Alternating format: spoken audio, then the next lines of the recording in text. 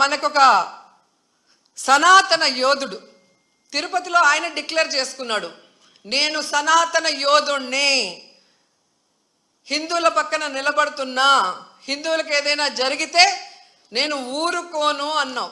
అదే తిరుపతిలో ఈరోజు 6 మందిని మీ కూటమి ప్రభుత్వం చంపేసింది. దీనికి మీరు ఏం ప్రాయశ్చిత్తం చేస్తారు?